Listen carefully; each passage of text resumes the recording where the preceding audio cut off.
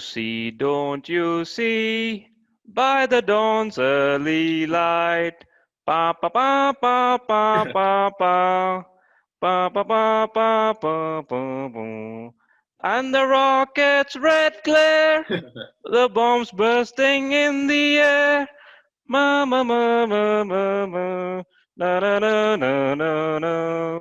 Na na na na na na na na na na na I na think na it's na perfect. na. Na na na na na na na. No, no, no, no, no, no. Folks, what was I singing? Please drop it in the comments. Aiden, don't tell people what I was singing, but tell me if I'm right or wrong. Forgive Oh yeah, the yeah. Sounds lack of the accurate. lyrics. The reason why I was singing that is because it is the time to sing that and swing along the US election cycle. One of the most consequential US election cycles, I believe, one of the most Mhm. consequential US elections in the history of US, at least in the modern history of US. And I have with me someone from US, all the way from California, brother, if Ah, I'm not wrong. Aidan Smith, a political analyst, an absolute genius of a political analyst. I follow him I on appreciate it. Twitter, and staunch hater of capitalism, being I'm an more of a American social democrat. from I'm being more from moderate than I let on. right. Yeah. Uh, Despite being from America, despite being from California, the the cradle of American capitalism, so to say. Oh yeah. But man, welcome to the Sollu Kaburz podcast. Welcome to the Sollu Kaburz podcast to the viewers and listeners, whoever we are from around the world. Thank you very much for doing this, Aiden. Of course. Can you please tell about yourself to people and why I'm talking to you? Because just defining you as a political analyst is not enough. I mean, you work for NBC, you work for various other companies. Just give us a brief intro about yourself, if you don't mind. So I work for a think tank called Data for Progress, mainly looking at policy from a progressive standpoint. It kind of operates on multiple fronts. Policy, especially with regards to housing policy. Polling with regards to marginal constituencies. Just a variety of various advocacy on the advocacy front. Very Mm. much a new type, very fresh think tank launched in 2018. I like to do writing for the nation, current affairs. I'm always happy to be quoted in various outlets. So on like a multifaceted front, I'm involved in American politics. Very much has been my passion throughout my career. So yeah, I'm always happy to speak if anyone wants my insight. Perfect, perfect. I more than anyone else would like to have your insight. Straight away, jumping into this. What an election this is going to be, right? Let me use the word circus here. What a circus of an election this is going to Mhm. be. And me as an Indian, as an outsider of an America, of the America, I'm just grabbing my popcorn and my drink and just, sitting back and watching it unravel like watching it unravel like I watch a movie, right? Uh, That's how the world feels like. So tell people, especially people from India who are most of my listeners, why should we care about this election, and why is it one of the most consequential elections ever been in the modern history of US, at least? For sure. I mean, I think for the former, there's often a taboo surrounding people being interested in the politics of other countries. I think in general, I think that's kind of silly sentiment, but especially with regards to the United States, it's the global hegemon. Mm.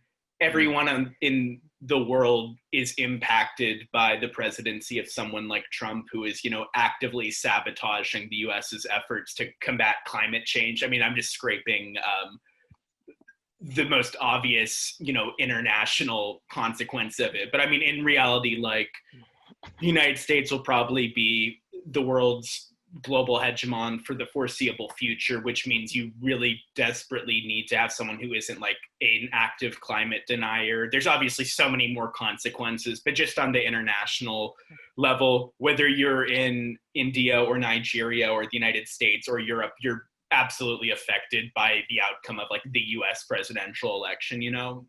um, as for the latter, I mean, like Trump needs little introduction. Deeply I could just, in the most respectable terms, he is committed to a deeply socially exclusionary agenda on climate change, which is like the defining issue of our time. Just an absolutely active climate denier, just selling off public lands to the petroleum industry, stalking, the Environmental Protection Administration with coal lobbyists. It's really just the main consequence of this election that's on the line is not just getting him out for the sake of not having Donald Trump in office, but also because of the courts, because in America, the federal judiciary functions something as a super legislature. It's a weird dynamic that doesn't really exist anywhere else. The closest would be in about Brazil, but even in Brazil, they actually have like judicial term limits. Basically in the US, we have, most importantly, the Supreme Court. It's 9 members. The Supreme Court has, throughout our history been probably the most powerful body in the country. It has signed on to some of the most reactionary policies imaginable with regards to, some of them are like infamous Dred Scott, giving the okay to internment during World War II. Basically, the judiciary is on the line. And if Trump gets another term and the GOP holds the Senate, that means that we could see a 7-2 Republican-controlled judiciary. And it would just, the results would just be, frankly irreversible for the near future. Mm-hmm.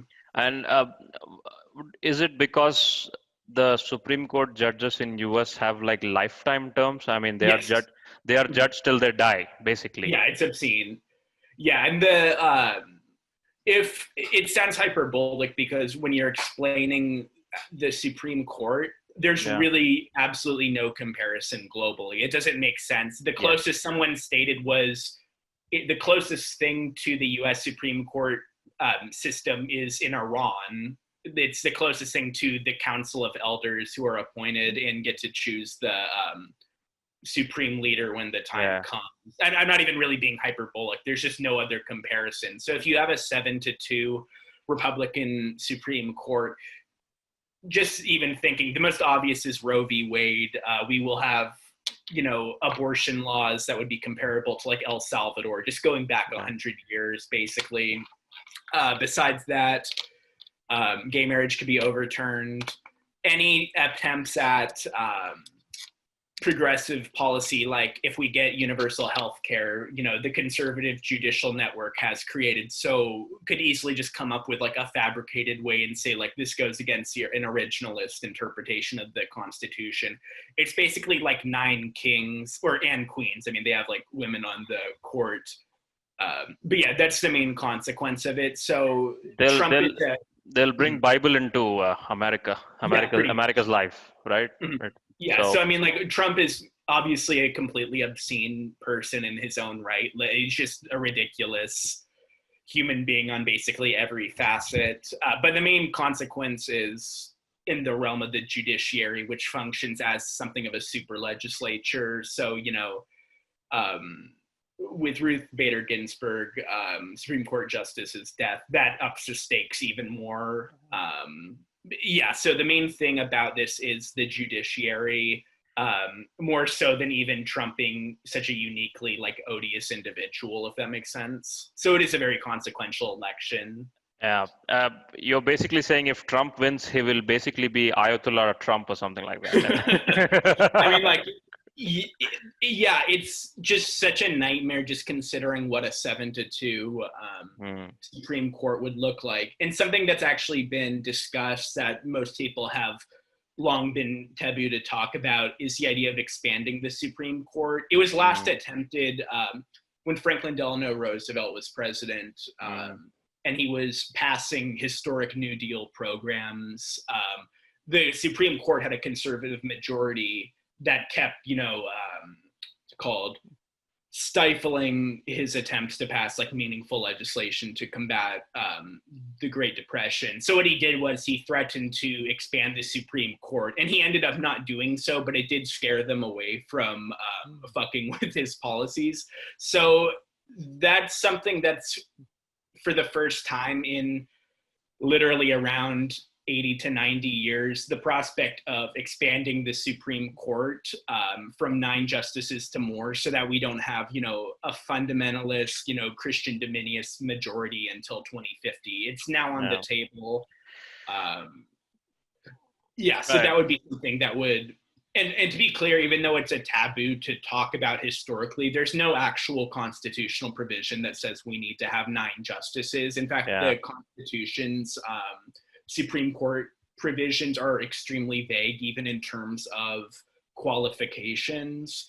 So it's entirely within the realm of plausibility. It just requires political will to do so. And if we're going to see we're seeing some right now in more mainstream circles. So as far as I'm concerned, that has to be priority number one if and when Biden wins. You're basically saying US is this close to being the Christian Republic of America, right? Pretty much, yeah. Yeah. Mm-hmm. I understand all that, but what else is at stake, right? You're talking about Supreme Court. What about immigration, right? Because we as Indians are the number one thing we look at is which president is like friendly at immigration. And I was watching the 2016 election results, and I stayed up all day. I took a day off and I stayed all day. And it was just heartbreaking to see, right? It's like Democrats losing Michigan, Democrats losing Wisconsin, the kind of states that they haven't lost since fucking Reagan, right? Yeah, pretty much. What is the immigration going to be even more worse? And should we literally give up hopes of having an American dream? We as foreigners of America. Yeah, I mean, I think the thing about the immigration is that, there will obviously be consequences to people looking to get an H-1 visa, people who want to work people from India or another country who want to move to the United States and work in a formal industry. So there will definitely be consequences regarding that. The most extreme consequences would be with regards to undocumented immigrants. Oh, yeah. And it's, it's easy from the outset to look at undocumented immigrants and say, well, they shouldn't have been here in the first place. For one, here's one of the biggest secrets of American politics. Conservative, wealthy landowners want undocumented immigrants to come here so they can pay them less and treat them barbarically. And then if they ever try to organize labor unions, they can threaten to call ICE and get them deported. So people like Trump, maybe not him specifically, but very, very conservative, wealthy, anti-immigrant people actually do want an underclass of undocumented immigrants, and they actively promote them coming here. There's really no need to even romanticize undocumented immigration. The fact of the matter is places like El Salvador have been completely devastated by American intervention during the 1980s. The economy is just completely wrecked. For a lot of people, there just really is no other option besides, temporary work in the United States. And quite frankly, they are human beings. They should need to have protections. Their children should not be ripped away from them and put in internment camps where, some of the ICE internment camps, they're literally during COVID, they have immigrants detained with indefinite trial in concrete rooms with no ventilation, and they're spraying liquid disinfectants on immigrants in crowded. It's sickening. It's just beyond the realm of kids separated. Yeah. So Trump doing stuff like upping that would be a consequence of his reelection. And that's also somewhere where the Supreme Court would have some role in legitimizing, in 1944, the Supreme Court in Korematsu versus United States, they okayed Roosevelt's illegal internment of Japanese Americans in California in response to Pearl Harbor. The Supreme Court has and will be, unless we change it, a tool to legitimize some of the absolute cruelest, most barbaric federal policies imaginable. So that's something where it's both related to, direct composition of the Supreme Court with regards to immigration, and also Trump just being a uniquely cruel and callous person. Uh, okay. Let's shift to the election style of US, right? Sure. So are you aware of the Indian style of elections? We are a parliamentary system, right? We have a bunch of members of parliament. So the members of parliament choose the prime minister, right? That is our style. I prefer this system. Yeah. I'm a Westminster system fan. I prefer like the Lok Sabha, the United Kingdom House of Commons. I have a very negative opinion of like the US electoral system for a variety of reasons. Yes, but I'd like to very, very quickly and very briefly explain how this system works. Is basically just like MPs in India, you have electors in every state, right? So, for example, correct me if I'm wrong, if I go wrong anywhere, right? So, if every state has a bunch of electors based on the population dynamics and all that. So, for example, if Texas has 30 electors, and even if 51% of Texas population voters vote for Trump, it means that all the 30 electors will go for Trump. It's an obscene system. The winner takes all the MPs of the state, which in case MP being an elector. Here's one of the biggest, besides just the obvious in the abstract issues with this in terms of fairness, which are pretty blatant. One of the biggest issues is that American elections are not administered by the federal government. They're administered by the state government. So when Republicans take control of a state governorship, a state legislature, they have so much control over doing voter suppression. Like they can literally like unilaterally, it sounds like I'm exaggerating, but it's not really within the realm of comprehension in other developed countries what Republicans in swing states tend to do when they get power.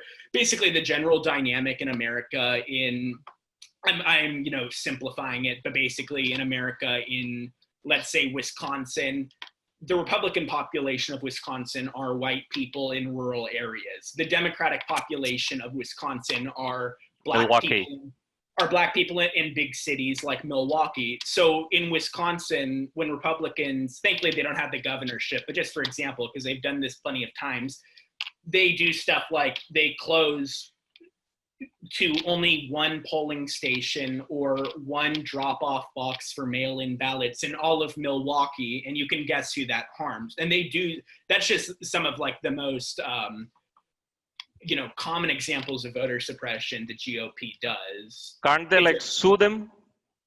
Excuse me? Can't they sue them for that? Yeah, but I mean, oftentimes it has a deterrence effect. People are, first off, America. I know that India has like a rotating election system. I was watching like a video on how it does it over the course of a very long period. In America, it's always on one day during Tuesday, which is a work day. People don't have time off.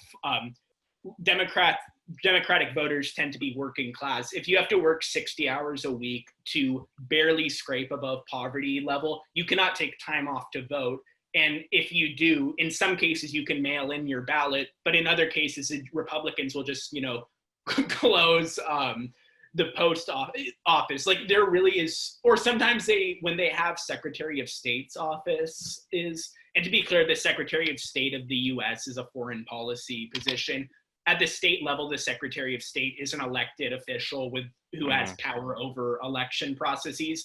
When there are Republican secretaries of states, like in Georgia, they literally just sometimes purge hundreds of thousands of people. When Brian Kemp, the Republican Secretary of State, running for governor of Georgia in 2018 against a black woman who was a Democrat, he was Secretary of State and he oversaw a massive purge of the voting roll in black areas to harm his opponent. And he won by the slimmest margin ever. And people have they haven't forgotten about it, but he's legitimized. He's just the governor now, and they can do stuff like this. So that's a big thing that people want to push for in January if Biden wins, is this broad democracy act that will at least have stuff like, more election oversight so that we have, it's not even fair to call America's election system a third world election system, because the vast majority of developed countries have far, far superior voting systems to America. I have a feeling India has a better system than America Oh, of because course. we have something called an election commission, right? Yeah. Which is completely independent of the government. Not the case anymore. That's an open secret. But generally, Yeah. generally it's an independent body which takes care of the election all over the country, in any state, any district, wherever you go, right? No one Yeah. can question it. No one can influence it in any way, unless the court intervenes, right? Mhm. I want to take it from the bottom, right? Because most of my listeners are uninitiated about the US election, right? So we were talking about electoral system. So winner takes all. So Texas has 50 electors. Trump wins 51%. He is not taking 51% of the electors. He's taking 100% of the electors. Yeah. So all 30 will vote for Trump. So some states will always. So Trump's party is Republican, which is the red. Democrats Biden, which is the blue. Mhm. Some states always vote for blue, right? Yeah. They're more progressive. For example, California, New York, Connecticut, right? Illinois, they're all constant blue. They're not they if they switch, then the world should end, right? So Yeah. they mostly will never switch. Some states are red, right? Alabama, Louisiana, Texas, Mhm. states like Arizona, right? So so basically the entire US election is all about the swing states, right? Swing states are the states that sometimes it's like they're like someone with a bad mood, right? Sometimes they Yeah. swing the red way, sometimes they swing the Mhm. blue way. So what are the swing states here? Ohio, Florida, the general swing states. So can you add to the list?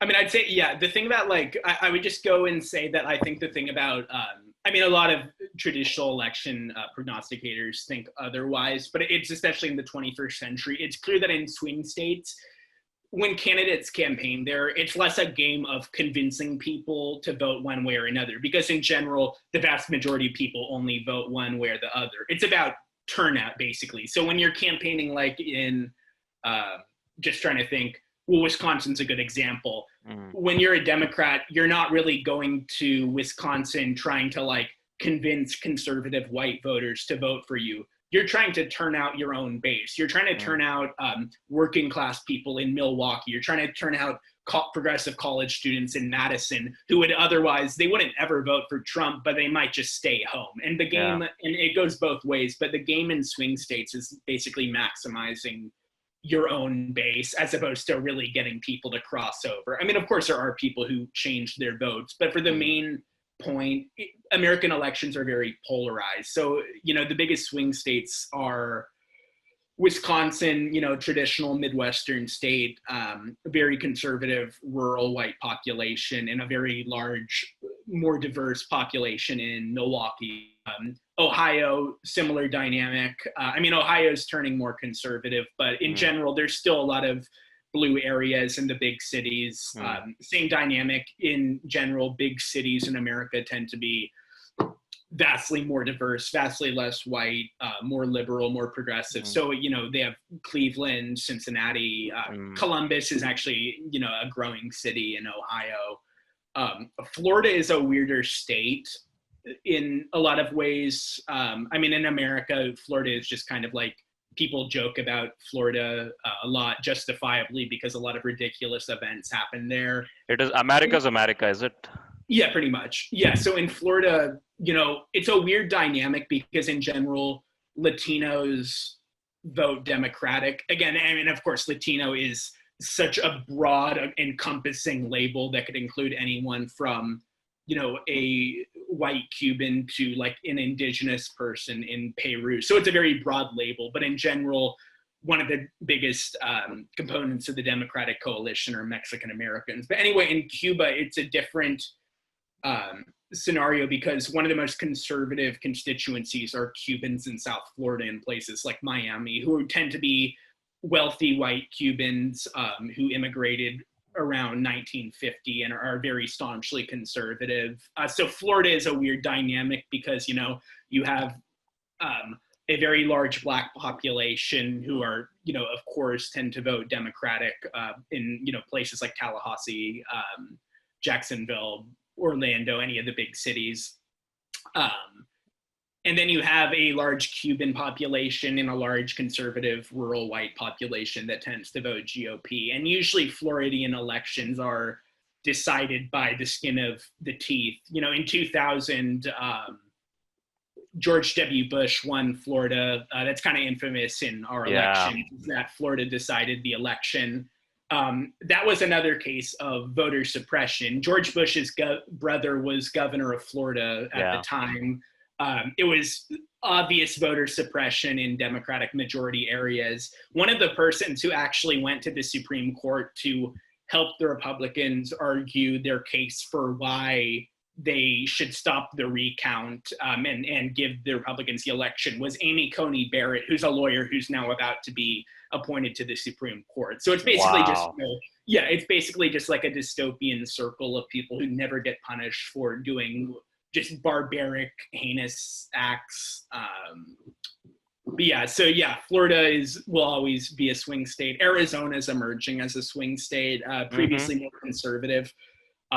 Its population of both, obviously it's mainly credited to Phoenix, Latinos in areas, the big cities, Phoenix, Tucson, what have you. Also just Phoenix, just attracting a lot of people from across the US and stuff. So yeah, Florida's definitely trending pretty hard blue. And how about the Carolinas?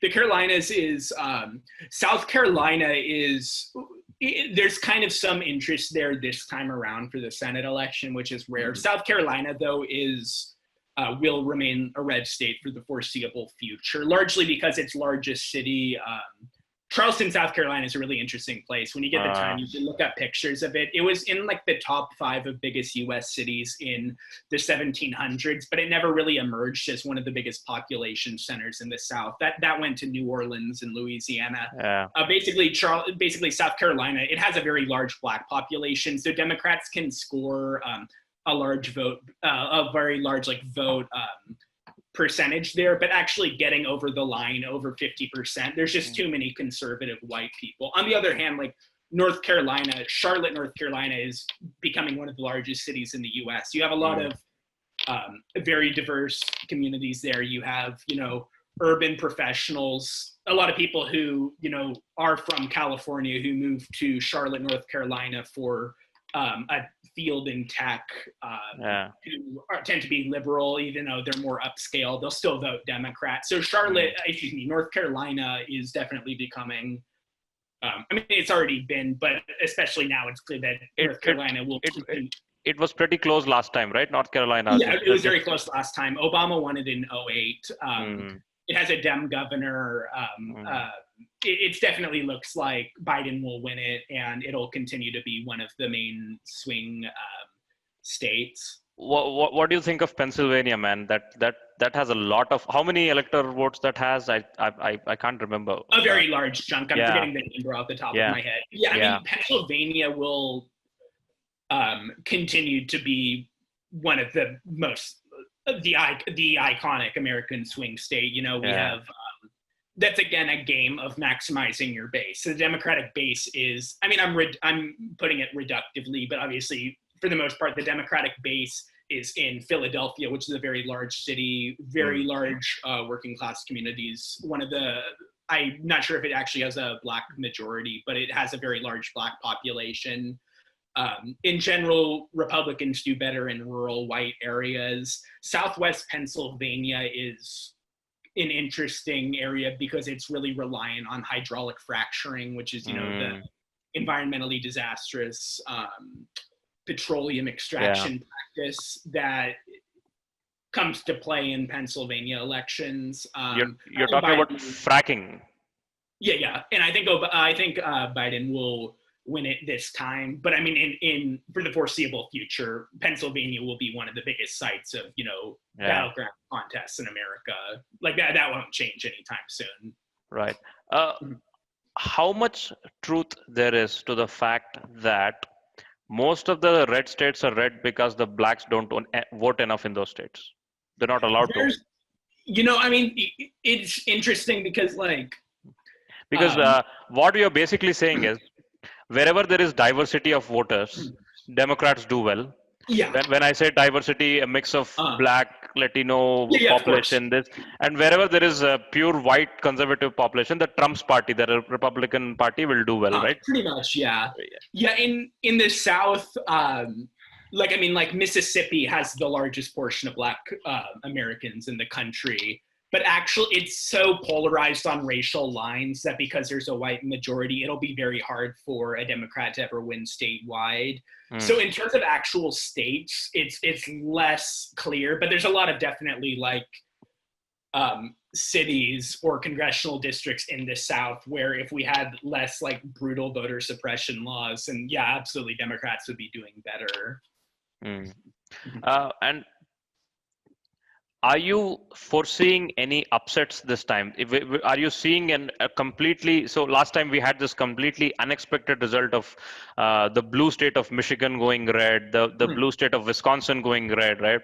Are you seeing any such upsets either ways, the blue turning red, the red turning blue? What are you foreseeing anything? Is there anything interesting that we have to watch out for? I think in terms of actual statewide presidential election results, I don't really have any idea either way. There could actually be something, weird that would happen in South Carolina, even though South Carolina is not going to, be a traditional swing state. If Biden does win nationally by a larger amount, Obama won Indiana by like the smallest margin in 2008, even though that's a deeply red state. If something like that happened, I mean, maybe that would be conceivable. I think most of the upsets would be in some of the contested House races, especially in Texas, in districts that are like trending really, really hard blue in a way that they weren't even 4 years ago. So on the upset standards, I would definitely be looking down ballot as opposed to presidentially, if that makes sense. Any chance of Texas going blue? No chance. Yeah, no, there is. Yeah, and when Texas is a formal battleground state, that'll just change American politics forever because it's the second largest state besides California. So it's going to be like American elections are just going to be a game of winning Texas at the presidential level. Yeah, it'll be extremely close. I imagine it will be within 3. I imagine Trump will win it by like 3 percentage points. So a very narrow margin. In terms of down ballot stuff, there's a bunch of House races in Texas, in any of the suburbs of some of the largest cities. So in the suburbs of Austin, Dallas, Houston, one race on the border where one of our candidates is looking like she can pick it up. So yeah, Texas, the story of Texas will be a kind of a clear one that will look to what the state will vote like in the near future. But yeah, like the Democrats have been wanting to win Texas for such a long time, and they've been talking about like if the Latino population grows. They came this close to Beto O'Rourke, right? Beto came this close to Yeah, so like in the last 20 years, every Democratic strategist has been like, someday Texas will be winnable because of the growing Latino population. And in 2018, for the first time, that wasn't really fantasy. Like Beto actually came extremely close to winning. So yeah, Texas, it'll be really interesting to see what happens there. Right. And also Texas is trend blue is also, I mean, obviously it is because of the growing Latino population, but another unspoken thing is that it's one of the top sites for immigrants from Asia. So there's a very large Asian community in Texas, very large Indian community in Texas. And I'll tell you something. I'm from the Telugu part of India. It's called Andhra Pradesh, and there is a massive Telugu community. Yeah, you know Andhra Pradesh, right? There's a massive Telugu community in Dallas. I heard there is a radio station over there in Telugu, and there is a theater dedicated for Telugu movies. So, sorry, go on. Yeah, my ex-girlfriend is from Bangalore. She lives in Andhra Pradesh, and her mom works for Texas Instruments. So she always tells me that like her mom goes to Dallas like every month. I mean, not now because of COVID, but in general, she's been going to Dallas for such a long portion of her career. And in one of the major Texas races, one of the candidates is President Kulkarni, who is backed up by, he's an Indian American So yeah, he could definitely win.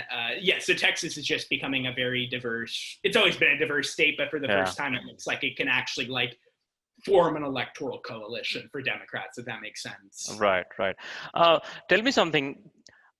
What is the strength of Trump right now? I mean, he has massively failed the US in the pandemic. People say it Yeah, was inevitable. US has a large population, so all the cases, all the deaths were inevitable. no, There's it's not, ridiculous. America. there is nothing Trump could have done. These arguments of something I've heard. Okay, but nevertheless, the fact of the matter is he failed America Yeah, handling the COVID crisis.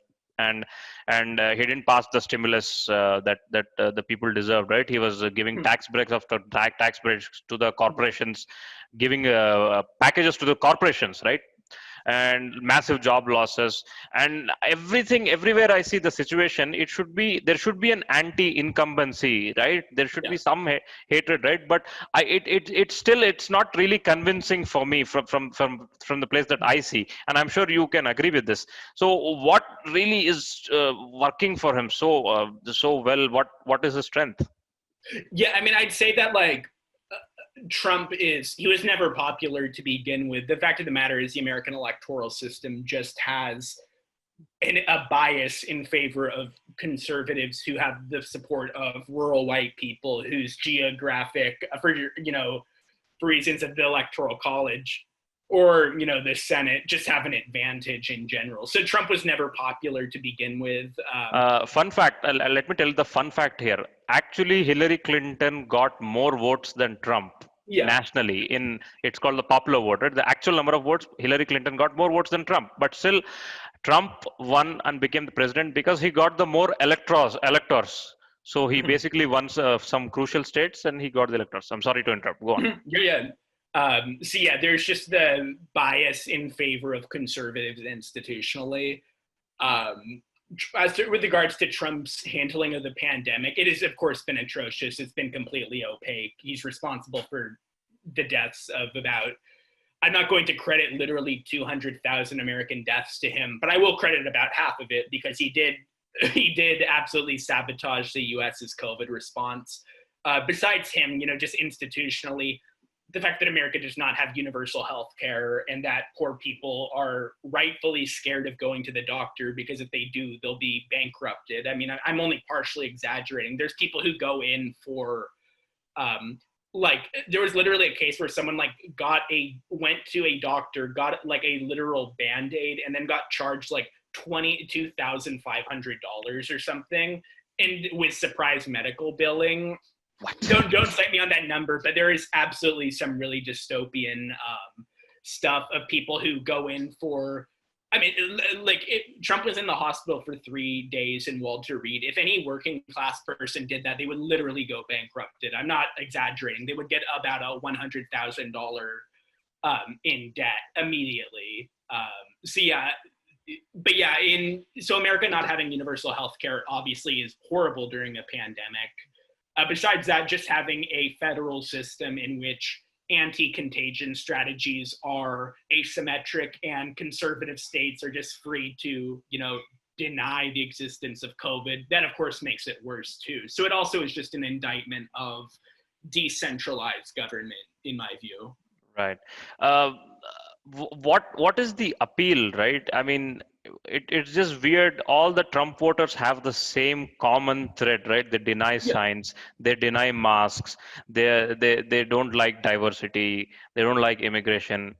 So, do you see anyone who's switching sides? Anyone who was a Trump voter before? Do you see at least a little percentage that is like going to decide and go against the Trump in the conservative society?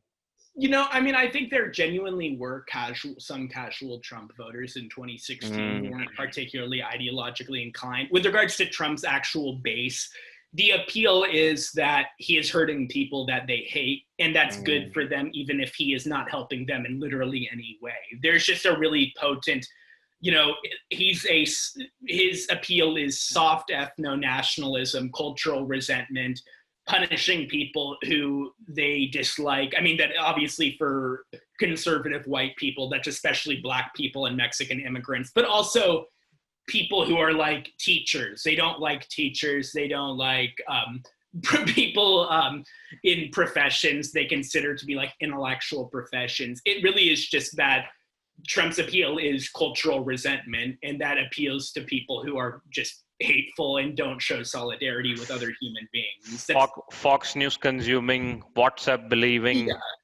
Yeah, exactly. So Fake yeah, so for them, Trump's word is basically gospel. But I mean, that even just extends past Trump. That's just the Republican Party. It's just that Trump is, so much, he doesn't rely on, the same dog whistles, meaning, the dog whistle in American politics means when, conservative politicians stoke racist sentiment, especially like against Black people for like a white conservative audience, but do it subtly. So like instead of actually saying, outright racist things, they'll rely on complaining about welfare queens with the connotation that Black people are on government assistance and that they're the reason you can't afford to pay for your health care, when in reality it's because they've sold off all social services to, private equity. And it's a good way for them to deflect and blame it on a group of people who are, predominantly working class and have like no power over. You get where I'm going with this. But it really just boils down to cultural resentment. Yeah. What do you think are the strengths and the weaknesses of Biden? I mean, Biden is. Obviously, you and I do not agree with his policies and his stances. He's not really progressive enough. But on the basis of the need of the hour, right? Our conversation. Yeah, of course. I mean, I'll be voting for Biden. I got my ballot. And the strengths is that he's a largely likable person, and he can use, Obama nostalgia for which is electorally opponent. The negatives is that he could theoretically turn off more progressive voters, but for the vast majority, progressive voters are willing to, at this hour, set aside, their disappointments with his healthcare policy to vote for him. So I do think he's overwhelmingly favored to win. And to me, I'm more just concerned over what happens when he wins and the conservatives in the government just wage total war against any of his initiatives and go harder on the small d democratic sentiment. This is an interesting point, right? What are the if this election is a chess game, what are the pawns that Trump is moving to stay in power, right, in case he loses? For example, you said he's trying to upend the balance of Supreme Court by installing the favorable judges. What else is he doing to hold on and grab onto that power somehow or the other in case he loses? Yeah, I mean, the main thing is just sowing doubt over mail-in ballots, because obviously people want it. First off, mail-in ballots are just more efficient and means that people who could, not take time to take off work to go vote on a Tuesday, it means that they can vote. Mail-in ballots are very reliable, and in states that only use it, it's only shown to have increased voter turnout. But for someone like Trump, like sowing doubt over it and saying it'll create voter fraud, which voter fraud is a dog whistle for Black people voting. That's what he's communicating to his base. Just kind of sowing, doubt. And I think he shut down some postal systems in some states, if I'm not wrong. Yeah, that's another thing. So just sabotaging the U.S. Postal Service. What ugly things should we look to if Trump loses after the November 6th or 5th, whenever it was happening? I mean, it would just be, spontaneous acts of violence by his supporters. The degree to which that'll happen, I mean, that's just a variable you can't really predict, but there will definitely be at least some rioting of some sort. That is something to look to. But I think it's just more concerning is that like Trump is probably going to lose, but like the sentiment that got him into power is not going to like dissipate immediately when he leaves. It could actually just increase. And if Biden is unpopular in office, that will just lead to like a worse version of Trump getting elected in 2024. So that's kind of at least in my view, that's what I'm kind of thinking about, as opposed to the result of like this cycle in particular, which I think Biden will win, if that makes sense. Uh, but everyone said Hillary win, right? Hillary will Yeah. win, right? So why should we trust the polls and the pollings and Yeah, good which which question. which went let's be honest, it went Horrible. horribly wrong, horrible, Yeah. right? Horribly wrong, right? Yeah. I mean, I'd say that's a completely reasonable concern. Polling is not a perfect science. Yeah, what is different this time is my question. Yeah, I mean, I just say that I would argue that Trump is weaker this time, and that like anti-establishment voters who might have supported him last time have largely soured on him. Biden has better personal favorabilities than Clinton did. And then lastly, a lot of polling models have been adjusted since 2016, rather imperfectly, but at least it looks like they're more accurate. So the 2018 like midterm polls tended to be more accurate than the 2016 polls. So I think in general, Biden is favored unless there is just some absolute like chaos in voting. If it's a free and fair election, I'm inclined to believe that Biden will win, if that makes sense. Yeah, unless not too many post offices are shut down. Yeah, pretty much. Not, and one more crooked thing Republican Party is doing is they're only if they're only having one polling station for the entire city, which is like to reduce the voter turnout in the black populated areas, right? Yeah, so exactly. Yeah. Yes, they pull stuff like that. So it really just, I'm inclined to believe that if it's a free and fair election, that's the variable, and that's something you can't predict. But I am inclined to think that Biden will win. So I'm more looking into, how can we kill Trumpism when Trump's out of office? Interesting. But here's the thing, man. It's like me having looked at 2020, right? My prediction is like 2020 will still be this bitch ass year and maybe throw Trump again. I'm just speculating at this. It's a joke. It's a joke. I mean, I don't. I have, this year has just given me like a general sense of pessimism. So like I relate to it. Yeah. One last question is, I cannot let you go without asking about Bernie Sanders, right? Two questions. One thing is, if Bernie Sanders was a nominee, would he have beaten Trump? Number two is, why was Bernie Sanders not the nominee? What went wrong? For the former, I'm inclined to say so, just because of Trump's own. I would just give kind of the same answer as Biden in that, like, I mean, Sanders is obviously very ideologically different than Biden, but he is still a very likable person. Even most very conservative people say that, like, yeah, Bernie Sanders is a nice guy. He's in politics to help people, even if he doesn't have good policies. He's not doing it to like better himself, which is, it's obvious. And he's a nice old dude who's trying to give people health care. For the latter, it's really institutional blockades within the Democratic Party to getting someone like Sanders elected.